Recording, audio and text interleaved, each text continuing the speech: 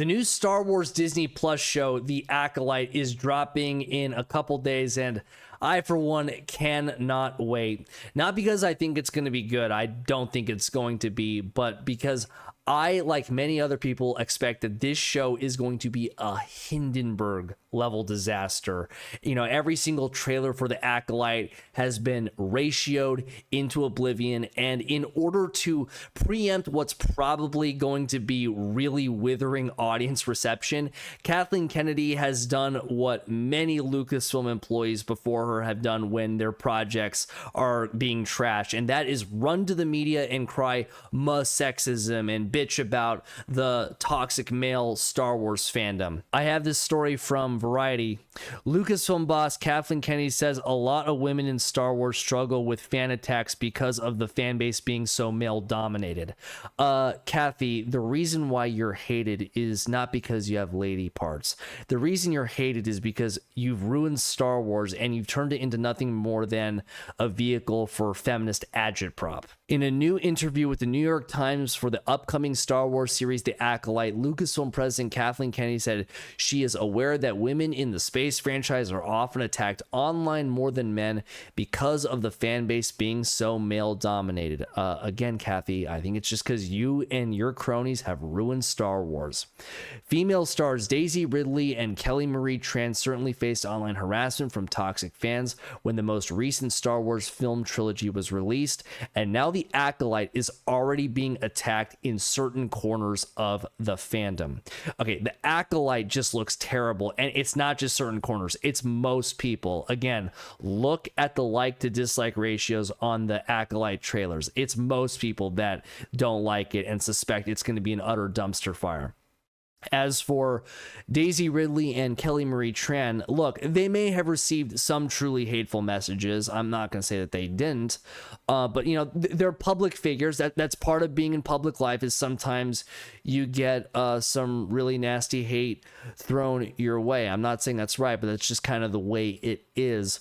And most of the criticism directed toward those two, it was really more directed toward their characters, Rey and Rose Tico. Unfortunately, those actresses were saddled with truly terrible characters in the sequel trilogy. But most of the criticism was not directed toward them personally. It was toward the characters that they played. Further down into the article, it says, as reported by The Times, a loud primordial part of the Star Wars fandom has pushed back in predictable fashion against the show. Why are there so many women, girls, and minority characters increasingly dominating the ranks of the Jedi? Reads a comment on the Acolyte trailer, with others expressing a similar worldview. Some trolls have nicknamed Headland series the Woke-lite. Yeah, because it's very, very woke, and the diverse casting in the show is clearly not organic casting. It's nothing more than DEI mandated box ticking, and everybody can see that for what it is, and that's part of the reason, I'm sure, why the Acolyte trailers have just been slammed with dislikes. And it's very telling that this article does not mention that those trailers have just been ratioed into oblivion. If they saw how lopsided it was, that would not fit the entertainment trade press's narrative about the Acolyte now, would it? My belief is that storytelling does need to be representative of all people, Kennedy told the publication about her support for Headland's Acolyte vision. That's an easy decision for me. Well, Kathy, considering how many decisions that you've made that have turned out to be terrible, and the fact that you're still present at Lucasfilm, I think that shows that you can't get fired. And so when you can't get shit canned, Kathy, you can really make whatever decision you want, can't you? Operating within these giant franchises now with social media and level of expectation, it's terrifying, Kennedy continued. Kathy, no one expects anything from you. They expect a train wreck from you. The expectations from you have never been lower, so you can rest easy there.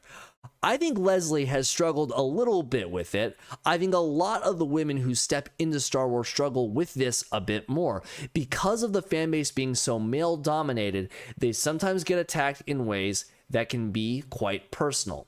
Look, these women are public figures. Part of being in public life means you sometimes get attacked, you get withering words thrown your way, they can be quite personal, they sting, but that's life. It can't be helped. But I will say, these women would probably receive less hate than they do if they actually made a concerted effort to make a Star Wars film or show that was actually in the spirit of Star Wars and not a vehicle to push feminist propaganda. But they would rather push feminist propaganda than tell a good Star Wars story. So they get the hate that they get online, and I think it is completely fair. Hedlund has already started to limit her exposure to online chatter about the show to block out any of the toxic fans. Oh, so she's burying her head in the sand. And there's that phrase again, toxic fans. And the show hasn't even debuted on Disney Plus yet. As a fan myself, I know how frustrating some Star Wars storytelling in the past has been. I felt it myself, she said. I stand by my empathy for Star Wars fans, but I want to be clear. Anyone who engages in bigotry, racism, or hate speech, I don't consider a fan. So they're clearly trying to prime the pump here to redeploy the tired old racist fan narrative because they know the Acolyte is just going to get slaughtered when it comes out. These are not the words and actions of people who are confident with the show that they've made. People who are confident with the show that they've made or the movie that they've made, they do the Top Gun Maverick thing. They lift the review embargo like a month ahead of time in order to generate these great reviews to create hype for what they've made, but that's not what they're doing here. They are just running for cover behind the old racist fan narrative, but this well is drying up fast and people are not buying the bullshit anymore. But the fact that Kathleen Kennedy would run to the media ahead of the Acolyte's release to spin this tired old narrative, it makes me kind of giddy because it makes me wonder just how bad is the Acolyte going to be? I cannot wait to watch it and find out.